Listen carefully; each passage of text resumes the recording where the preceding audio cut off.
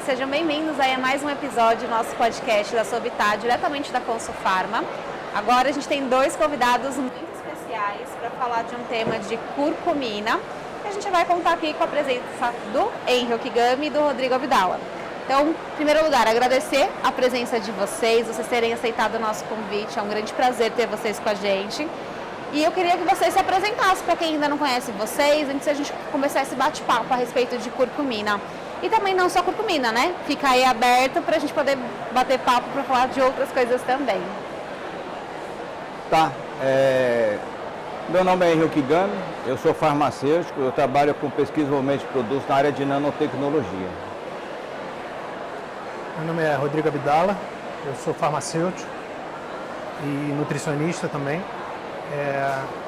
Atuo há 24 anos no setor magistral, na farmácia analítica lá no Rio de Janeiro, e também sou farmacêutico do futebol profissional do Clube de Regatas do Flamengo. Então estamos aqui com duas feras, né? E a gente vai falar agora a respeito de tecnologias novas. Acho que a gente pode trazer esse principal tema para a nossa conversa, porque a gente vê que o avanço da tecnologia cada vez mais está trazendo produtos com tecnologias diferenciadas. E eu queria, Henry, que você comentasse com o pessoal a questão da curcumina em si, porque a gente sabe que você é um dos grandes amantes, pesquisadores, estudiosos de curcumina. E eu queria que você contasse um pouquinho para o pessoal qual que é o grande problema da curcumina, para aquelas pessoas que ainda não sabem, não conhecem, não entendem, as grandes barreiras do uso da curcumina na prática clínica, do seu potencial terapêutico. Bom, geralmente os ativos de plantas, particularmente os polifenóis, eles têm uma biodisponibilidade baixa, né? A curcumina, por exemplo, no último estudo que eu vi, ela tem uma biodisponibilidade de menos de 1%. E o que está acontecendo, né? Em função do mercado farmacêutico, necessidade de produtos que funcionem realmente e que sejam absorvidos, que tenham uma biodisponibilidade eficaz, começou-se a pesquisar nanotecnologia para desenvolver produtos. E a nanotecnologia está melhorando o que nós podemos chamar de biodisponibilidade de um monte de produtos, não só da curcumina. Isso é uma tendência mundial, né? A China, principalmente, além da Índia, estão investindo muito nessa área. E com a curcumina, por exemplo, nós conseguimos a eficácia terapêutica com doses pequenas. Anteriormente, quando eu comecei a estudar a cúrcuma, isso vai fazer tempo, né? Alguém vai falar assim, eu não tinha nem nascido ainda, isso não é problema. Foi na década de 80, né, que a gente consumia, na verdade, o pó do açafrão da terra, lá em Goiás, inclusive. Eu sempre conto essa história, uma paciente, eu trabalhava no laboratório do hospital, uma paciente foi procurar e o que aconteceu? O médico, o diretor do hospital, tinha indicado a ela para mim, porque ela tinha uma artrite reumatoide e não podia usar nada. Não podia anti-inflamatório, não podia usar corticoide, né? Aí o que eu fiz? Eu indiquei a cúrcuma para ela, né? E foi a cúrcuma realmente, não foi a curcumina. Naquela época não tinha curcumina no mercado. E aí ela começou tomando uma colher de sopa por dia, né? Comprava no tempero, ralado, tudo mais. E daí a um tempo ela voltou, dizendo que tinha melhorado, foi agradecer e tudo mais. E realmente ela mostrou que tinha melhorado e até ela me deu alguns presentes e tudo mais, eu falei que não precisava, mas aconteceu isso aí. Então a curcumina tem essa capacidade, né? E aí o que acontece hoje, né? Estão estudando formas de aumentar a biodisponibilidade exatamente para melhorar a eficácia. Imagina só, a curcumina em si, os mal para os trabalhos, de quanto? 500 miligramas, 1 grama, até 2 gramas de curcumina. Aí você faz o quê? Usa a curcumina nessa dose ou seria melhor fazer o desenvolvimento? Então, tanto a Índia quanto a China estão investindo muito na área de nanotecnologia. Eu fiquei sabendo há pouco tempo que a Itália também está entrando nesse mercado. Para melhorar a biodisponibilidade desses fitoativos. Todos os polifenóis estão tendo essa biodisponibilidade melhorada usando a nanotecnologia. A gente já há algum tempo utiliza a cúrcuma, né, na manipulação, mas a cúrcuma tradicional, que era o extrato seco, 95% de curcuminóide. E ao longo do tempo a gente foi vendo, na época a gente não tinha muito para onde correr, né? Então, há alguns anos atrás, surgiram o que a literatura chamou de bioenhancers, né, que são substâncias que poderiam melhorar a biodisponibilidade de alguns fitoquímicos. E a principal delas, que foi mais estudada, é a piperina. Então, o que se fazia no passado era a associação da cúrcuma com a piperina para aumentar a biodisponibilidade da piperina, da cúrcuma. Só que o grande problema disso é que esses bioenhancers não aumentam só a biodisponibilidade da curcumina. Elas vão aumentar de várias outras substâncias, inclusive medicamentos. Então, muitas vezes o paciente precisava utilizar uma cúrcuma, só que ele também utilizava antipertensivos, anticonvulsivantes, e você poderia também estar aumentando a biodisponibilidade dessas outras substâncias, utilizando esses compostos, que atuam por vários mecanismos de ação. Eles podem diminuir o tempo de metabolização por inibir enzimas do citocromo P450, ou podem bloquear a glicoproteína P, né, que é aquela que joga de volta para o lumen algumas substâncias que já forem absorvidas. Só que tem esse inconveniente. Você pode ter uma alternativa até que melhora sim a biodisponibilidade, mas não melhora só daquele fitoquímico que a gente está pensando. Então, ao longo aí do tempo, a gente foi vendo novos ativos surgirem com tecnologia e, como o Henry falou, buscando esse aumento da biodisponibilidade e você conseguir ter uma área sobre a curva maior, né? Conseguir ter uma absorção maior e mais sustentada ao longo do tempo. É bem interessante quando a gente pensa nisso, né? Porque tem muita gente que fala, mas eu uso a curcumina com a piperina, né? Como se fosse a alternativa, como se fosse algo realmente... Só que realmente a gente sabe que tem pessoas até que também não se adaptam bem, né? Sentem um desconforto gástrico, às vezes fala, coloca na cápsula gastroresistente, mas tem essa questão realmente de modificar o metabolismo de outras substâncias no corpo, né? É verdade. E tem a questão da quantidade de absorção, né? A piperina vai aumentar em torno de 30% a 40%, não vai aumentar bastante. Então, assim, falar assim, qual é a vantagem? Existe uma vantagem terapêutica, mas quando você trabalha com nanotecnologia, você consegue aumentar a absorção muito mais, né? Alguns estudos mostram que a nanotecnologia pode aumentar a absorção até 10, 20 vezes mais dos produtos, né? O que é um ganho significativo. Então você consegue, por exemplo, diminuir a quantidade do ativo, né? Otimizar o uso, diminuir as interações intestinais também, né? Porque a nanotecnologia faz um revestimento. Ao diminuir essas interações, o que vai acontecer, né? Dá mais segurança para o paciente, né? Então, a curcumina, por exemplo, ela reage com metais. Se você tomar ela junto com a refeição, ela possivelmente vai reagir com ferro, zinco, vai diminuir a absorção dos dois.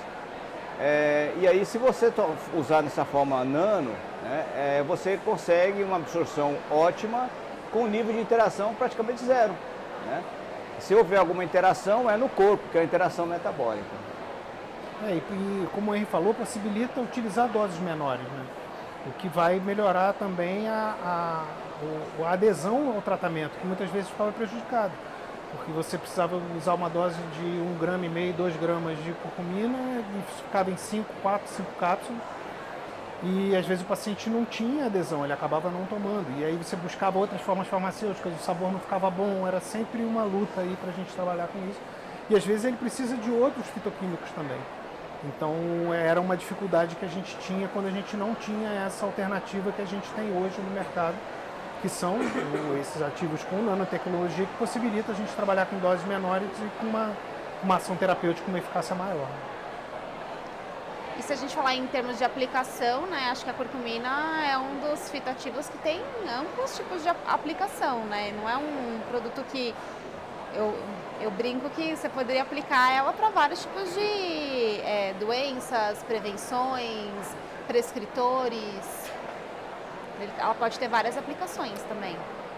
Muito pelo mecanismo de ação dela, né, pela ação anti-inflamatória, de diminuir você ter menos ação do NF-κB, que é o principal fator aí transcricional que está envolvido com inflamação. Na verdade, para quase todas as patologias que têm um fundo inflamatório envolvido, a gente vê artigo publicado.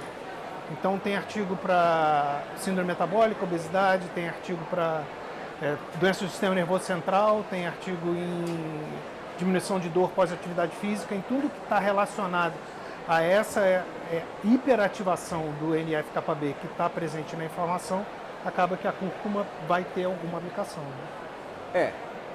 A curcumina, ela atua em várias linhas metabólicas da inflamação, também inibe a replicação celular, né? Há estudos mostrando que inibe a ciclooxigenase tipo 2, diminui a formação de prostaglandinas. E complementando o que o Rodrigo falou, os estudos mostram benefício em neurodegeneração, lesões neurodegenerativas. Recentemente está se falando dele como um quelante de metal, podendo aumentar a eliminação de metais do corpo, né? Fazer uma espécie de detoxificação. E o último trabalho que eu vi, eu achei até interessante, foi inclusive um trabalho de revisão, curcumina e ansiedade. E o pior é que deu resultado, né? Porque a ansiedade, depressão, esquizofrenia, a curcumina pode tratar o fundo inflamatório que piora todas essas patologias. E na verdade não existe uma só patologia que não tenha o processo inflamatório por trás. Isso é importante porque a curcumina, além de anti-inflamatória, ela é antioxidante. Ela tem as hidroxidas ali nas pontas, né? Essa capacidade antioxidante, ela também é muito útil para o nosso organismo. Então ela soma as duas coisas.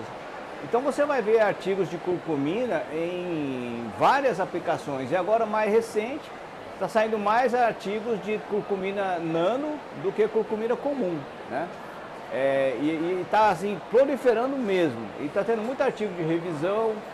Eu vi um de revisão em osteoartrite, também mostrando benefício. Artrite reumatoide, ou seja, é uma arma que você dispara e atinge um monte de alvo ao mesmo tempo. Então, na depressão, por exemplo, tem até estudos de revisão mostrando o efeito como antidepressivo. Né? Eles sugerem várias atividades. Na verdade, na minha opinião, praticamente é só o efeito anti-inflamatório mesmo e antioxidante.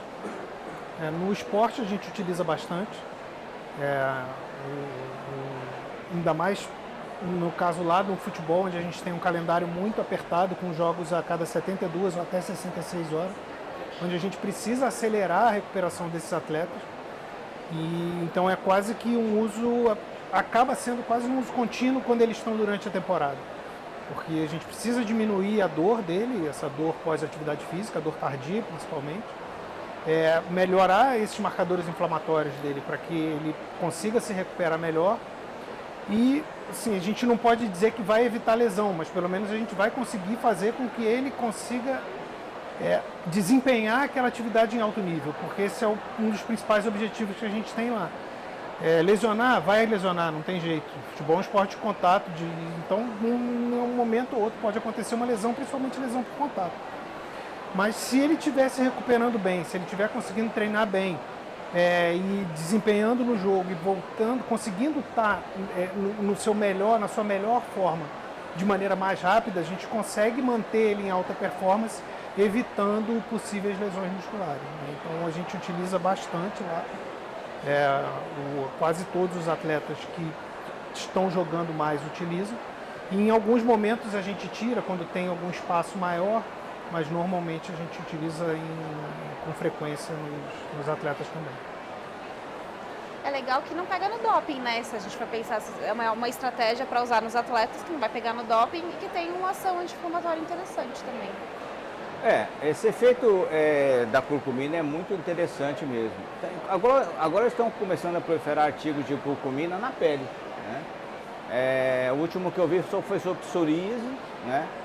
O grande empecilho, na verdade, é a questão da curcumina ser amarelinha, né?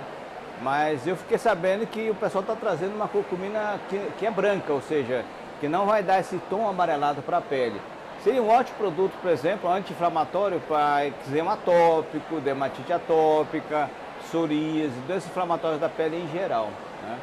E outra aplicação interessante da curcumina, da cúrcuma, que a gente não comentou aqui, é câncer, né?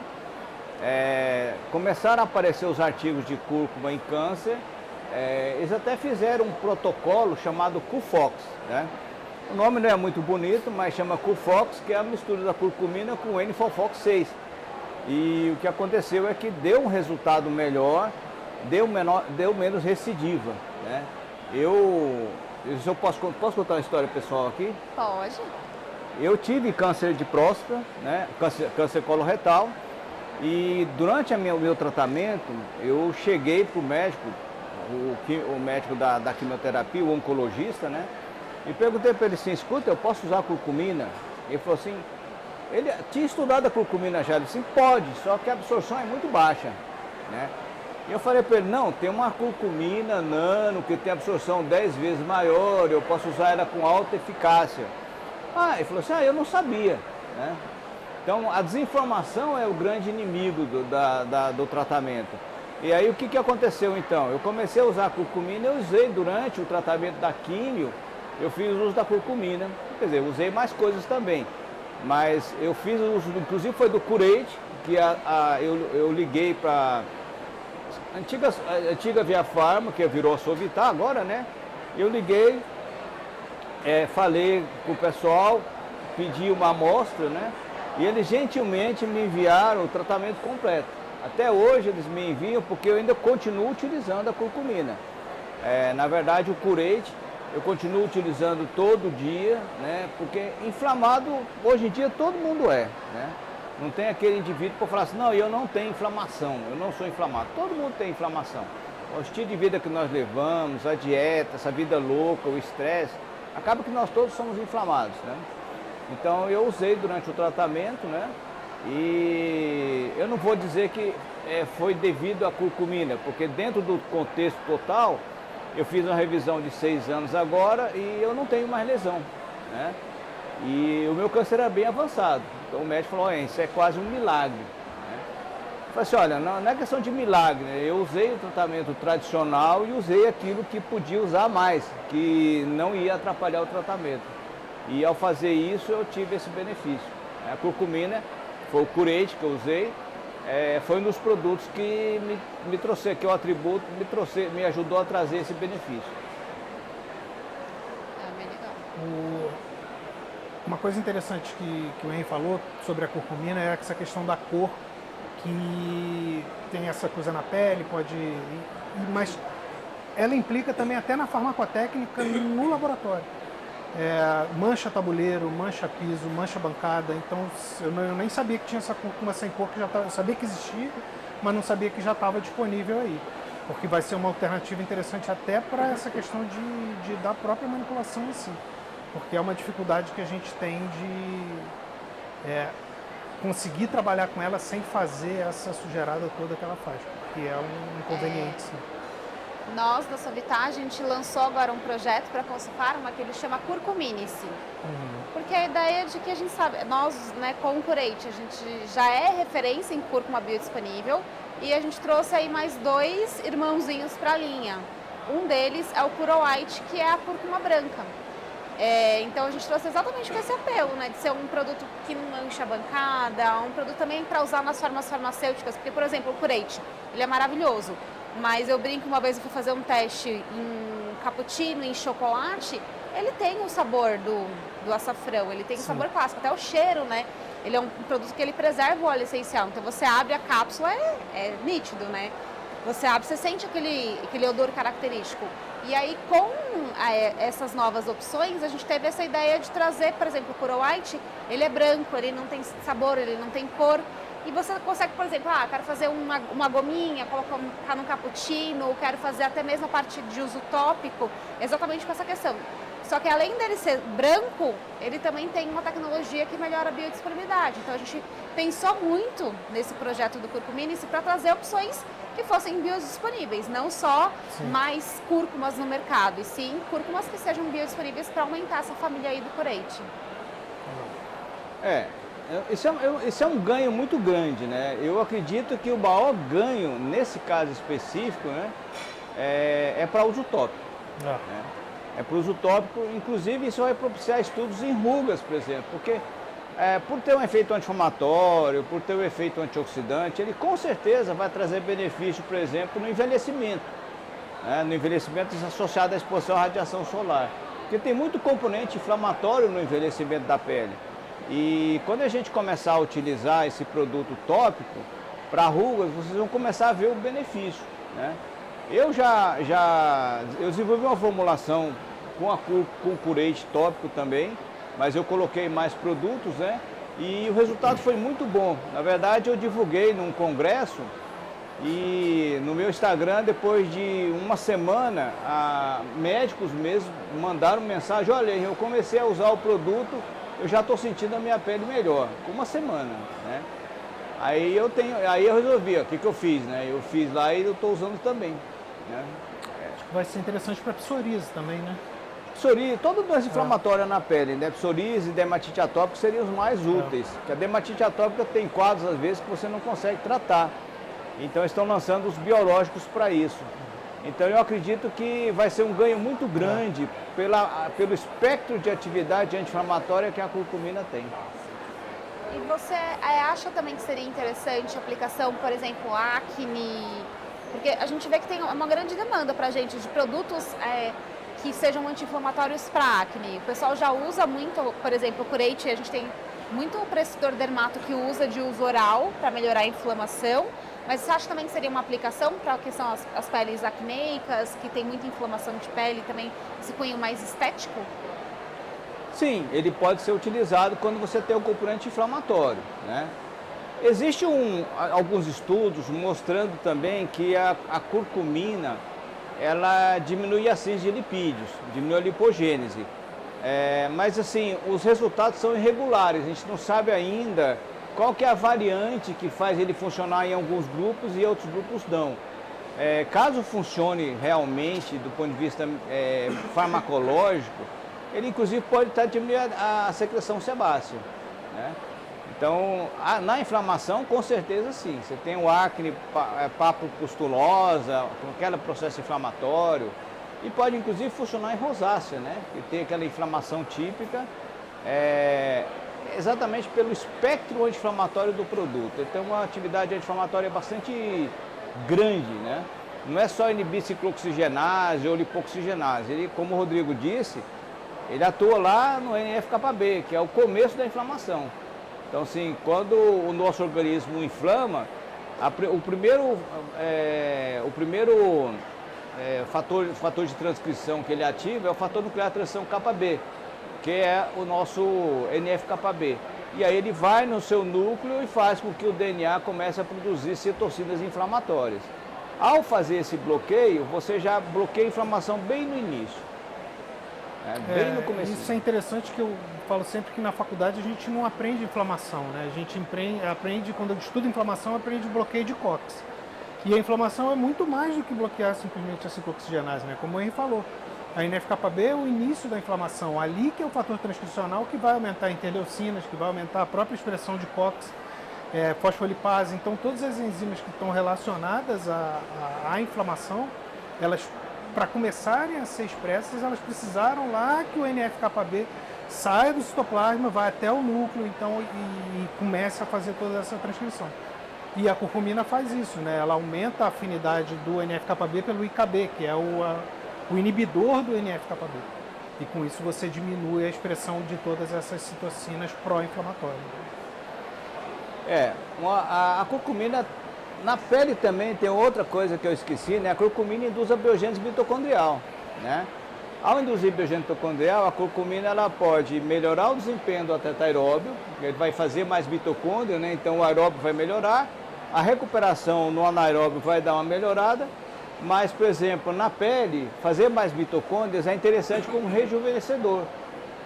Trabalhar na disfunção mitocondrial hoje é uma forma de tratar rugas também, né? A gente sempre tem que lembrar isso. Por sinal, tem um outro produto interessante de vocês na pele, até saiu um artigo recente, que é a urolitina A, que é o urolitar, né? Ele induz a mitofagia. E o que é isso? A mitofagia é a destruição das mitocôndrias defeituosas. Ao destruir as mitocôndrias defeituosas, você diminui o processo inflamatório, que a mitocôndria com disfunção, ela diminui a produção de ATP, gera inflamação, e aí você tendo menos mitocôndrias disfuncional, você tem menos inflamação. Imagina você um motivo que te inflama da célula para fora, né? Então ele ativa o NLRP3 dentro da célula, e aí você vai fazer o quê? Usando a curcumina, você inibe usando a curcumina, você vai fazer a biogênese, usando o urolitar, que é o uritinar, você vai fazer mitofagia, que é o tratamento correto, né? Porque senão, se eu só usar o indutor da biogênese, eu posso induzir a biogênese de mitocôndrias disfuncionais. Isso já está comprovado. Isso não é uma coisa boa. Vai piorar muito o paciente, né? É porque no passado a gente falava muito de biogênese mitocondrial e esquecia que uma mitocôndria vem a partir de outra, né? Exatamente. Se ela está vindo a partir de uma mitocôndria que não esteja saudável, essa filhinha dela também não vai estar saudável.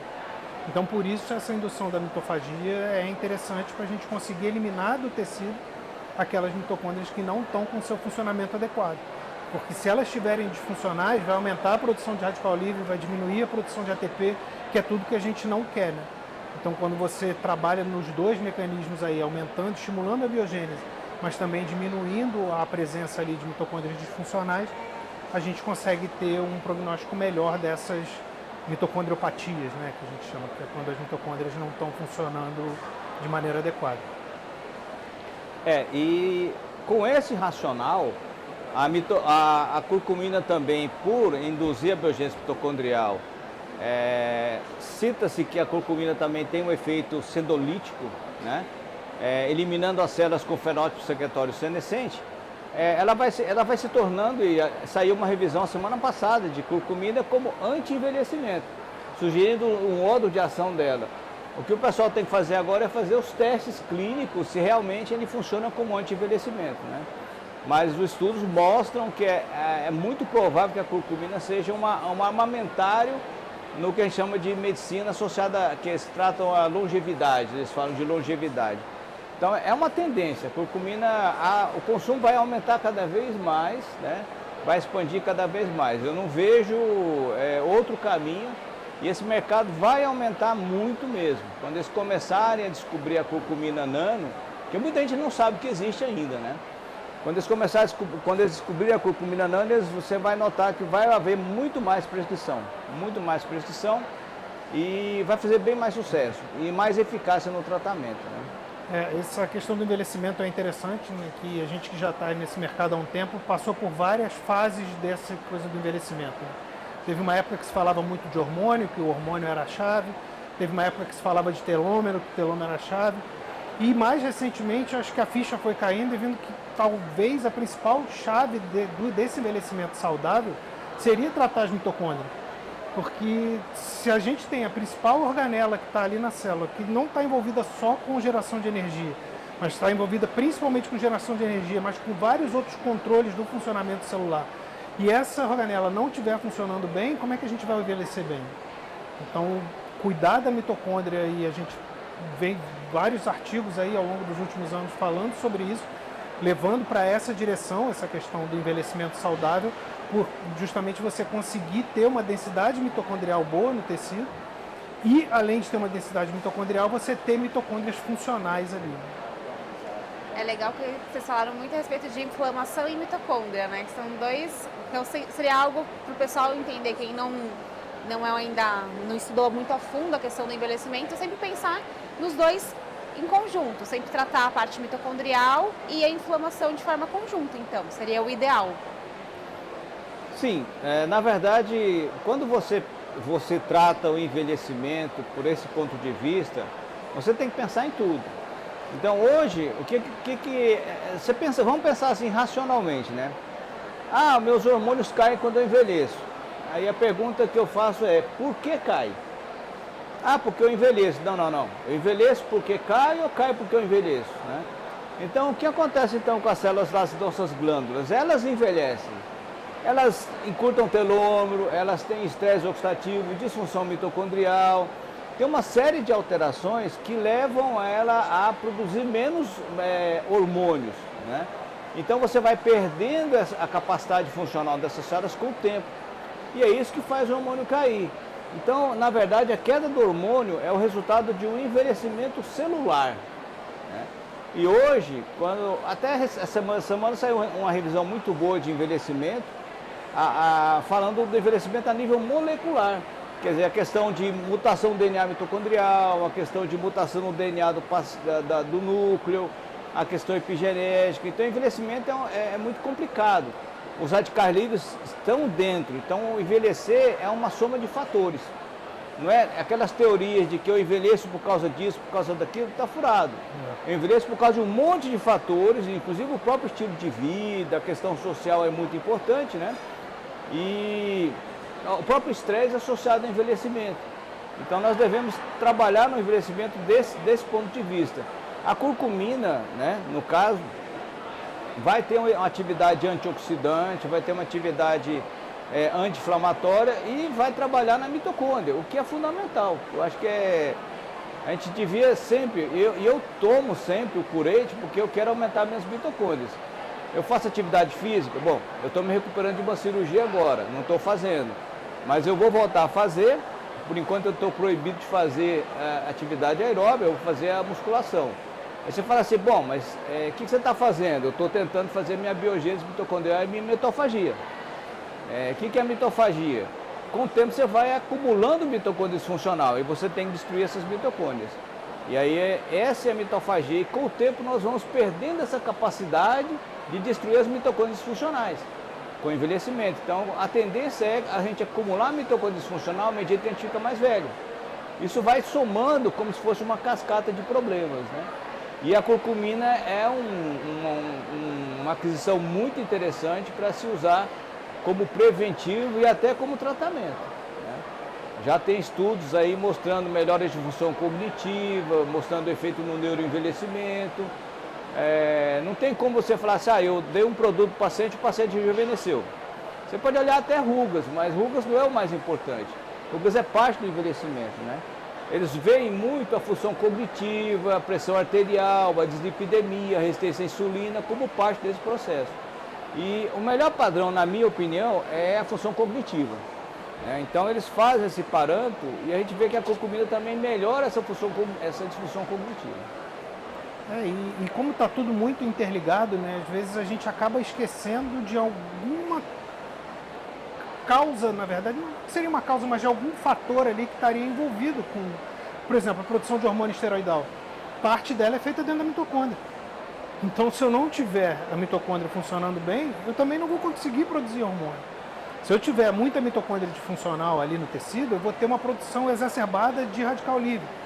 Se a minha capacidade antioxidante não estiver funcionando bem, e aí a gente pensa em todas as enzimas que estão envolvidas nesse processo de neutralização desse radical livre, se eu não tiver vitaminas e minerais que também estão envolvidas com aquele processo, eu não vou conseguir neutralizar esse radical livre. E aí a gente vai ter o que é o estresse oxidativo. É quando eu produzo mais radical livre do que a minha capacidade antioxidante de neutralizar.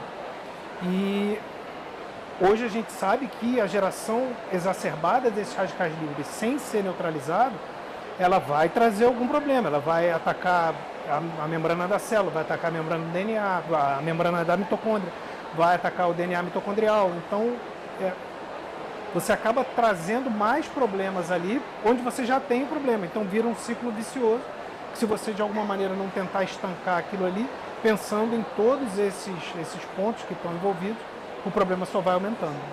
E aí, o que é interessante é que a gente vê alguns pacientes que tem várias doenças inflamatórias ao mesmo tempo, né? O cara tem síndrome metabólica, aí tem uma osteoartrite, aí está começando a desenvolver o Alzheimer, que são todas doenças inflamatórias que estão relacionadas com essa questão.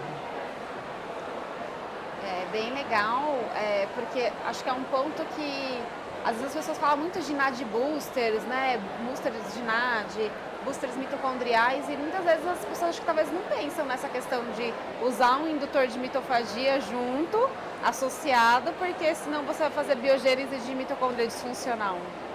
Esse é um ponto que às vezes as pessoas não pensam, eu acho. Você tocou num assunto interessante. Os NAD Booster estão aumentando cada vez mais as publicações, né? Particularmente a nicotinamida ribosídeo, toda semana sai um artigo clínico mostrando o benefício. O que me deixou bem animado com o produto foi que eles fizeram em pacientes idosos, né, acima de 55 anos, e eles notaram que do nada a quantidade de ATP no paciente subia com o NAD Buster. Aí você fica imaginando assim, mas eu dei o NAD Buster para o paciente, por que aumentou a quantidade de ATP, né? Na verdade é porque havia uma repressão, a falta do NAD. E a diminuição do NAD, NAD+, é uma característica do envelhecimento. Né? Por isso que agora, mais recentemente, naquele círculo, tipo uma pizza, entrou NAD Booster como um produto, uma intervenção anti-envelhecimento. E eu também faço uso do produto. Você vai falar assim, você usa isso aí? Uso. Como é que você sabe que está funcionando? Eu não sei. Eu só vou saber se eu tivesse uma outra pessoa igual eu, usando, né, não usando, e aquela pessoa morreu antes de mim. Mas basicamente a ideia é fornecer tudo que eu consigo para retardar o envelhecimento ou tentar fazer o envelhecimento mais saudável. E aumentar o NAD+, é sempre importante. E nós temos deficiência do NAD. A inflamação, por exemplo, que a curcumina combate. Toda vez que você inflama, o seu corpo aciona um caminho enzimático para fazer NAD, né, para fazer vitamina B3. E ele pega o triptofano e faz a vitamina B3. Toda vez que você está sob estresse, você pega o triptofano e faz vitamina B3. Eu sempre me questiono, porque eu gosto de fazer essa questão. Por quê? Por que quando eu estou inflamado, quando eu estou estressado, eu tenho que fazer mais B3? Né? Porque a B3 tem a sua função no restauro do processo inflamatório. Então, assim, no reparo do DNA, na resposta imune. Então, esse é outro ponto importante. Uma NAD com uma B3 seria uma boa associação. Né? Outro ponto interessante é com referência a essa inflamação e o cérebro. Porque, na verdade, quando você inflama, você tem mais risco de desenvolver uma doença psiquiátrica. Por quê? Porque você tem o seu triptofano destruído, gera nesse ínterim moléculas que são pró-oxidantes, e aí você tem o ácido fólico ativo também destruído, que é a tetraidrobiopterina. Aí você faz menos monoaminas. Então, um anti-inflamatório como a curcumina, como o Rodrigo falou, seria um ótimo produto para auxiliar no tratamento de depressão, esquizofrenia, autismo. Né? Uma coisa interessante que o Henrique falou é que muitas vezes você usa esses produtos e não consegue... Aí a pergunta é, está funcionando ou não está funcionando? Na prática clínica, né, às vezes fica um pouco difícil da gente medir algumas coisas dessas. Mas eu estava conversando com o Henrique um tempo atrás que lá no Flamengo a gente adquiriu um equipamento interessante que a gente consegue monitorar em tempo real ali nos atletas, por point of care, o nível de radical livre que ele está produzindo e a capacidade antioxidante dele. Então a gente vai monitorando esses atletas com frequência, né? E ali a gente consegue ver uma curva de como está a relação dele de produção de radical livre e de capacidade antioxidante. Se a gente vê que essa curva está abrindo, a gente sinaliza para a nutrição aumentar o nível de antioxidante na suplementação desses atletas e acompanha para ver se a curva voltou. E como a gente já está fazendo isso há mais ou menos uns 6, 8 meses, a gente já consegue avaliar esses resultados e ver que a suplementação realmente tem essa ação de diminuir o nível de radical livre e de aumentar a capacidade antioxidante. Isso ainda não está acessível, né, para todo mundo, ainda é um teste caro, mas a gente espera que mais na frente isso esteja até nos consultórios para que os profissionais possam utilizar de ferramentas como essa para poder estar avaliando o paciente. Aí vai ficar bem legal, né? Cada vez mais personalizado, né? Você conseguir individualizar cada vez mais o tratamento. Você ter uma ferramenta dessa ajuda bastante, né? O Rodrigo, eu acredito que o Rodrigo levou muita tecnologia para o Flamengo, a tecnologia farmacêutica. Essa linha de diagnóstico é muito útil. O pessoal, na maioria das vezes, não usa. A questão do radical livre, a questão da termografia que vocês fazem também, a questão de marcadores inflamatórios, tudo isso é muito importante para que você tenha uma eficácia maior do atleta. E principalmente a questão de você diminuir o nível de lesão, ou diminuir o estresse oxidativo, é que você vai diminuir o nível de lesão. Que é uma coisa assim, bastante interessante, eles andam de mãos dadas, né? Radical livre anda de mãos dadas com a inflamação. Um leva ao outro e o outro leva a um, como poderia dizer, né? Então, nesse esquema, o controle do estresse oxidativo vai ajudar a modular a questão da inflamação, sem contar que o estresse oxidativo em excesso gera disfunção mitocondrial. E aí, o que eles estão fazendo também? Estão fazendo uma prevenção no atleta, o atleta nem sabe disso, mas está fazendo uma prevenção para ele para o futuro, não para agora, para daqui a alguns anos na frente ele continuar sendo atleta de alto rendimento. Muito do trabalho gira em torno disso, né? A gente conseguir manter esse atleta em alto nível e conseguir fazer com que ele cada vez consiga ter uma carreira mais longeva, né? Cada vez ele consiga ter um desempenho em alto nível com uma idade mais avançada. E a gente tem atletas lá, já com uma idade de 35 anos, que jogam a cada 72 horas conseguindo performar. Então a gente vê na prática que o resultado dessas intervenções são interessantes. E na verdade a gente acaba tendo dois desafios, né? Um desafio é controlar esse estresse oxidativo e o outro desafio é manter ele com um glicogênio muscular elevado, né? Porque como o intervalo é muito curto de um jogo para o outro, a gente começa a ver alterações ali metabólicas também.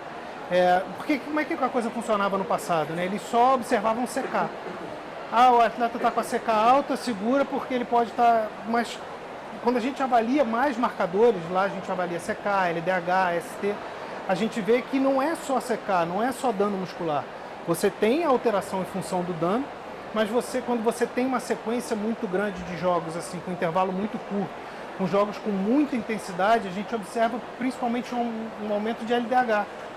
E muitas vezes esse aumento de LDH vem acompanhando o aumento de AST. E isso pode estar sugerindo uma gliconeogênese, né? Que ele está fazendo, apesar dele não estar num momento não alimentado, dele se alimentar, ele não está conseguindo ter o aporte de carboidrato suficiente para ter o que ele precisava ali para conseguir encher esse músculo dele de glicogênio.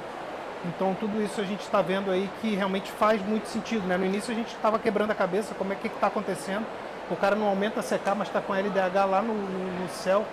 Então essa pode ser um dos caminhos aí que a gente está conseguindo ver na prática lá.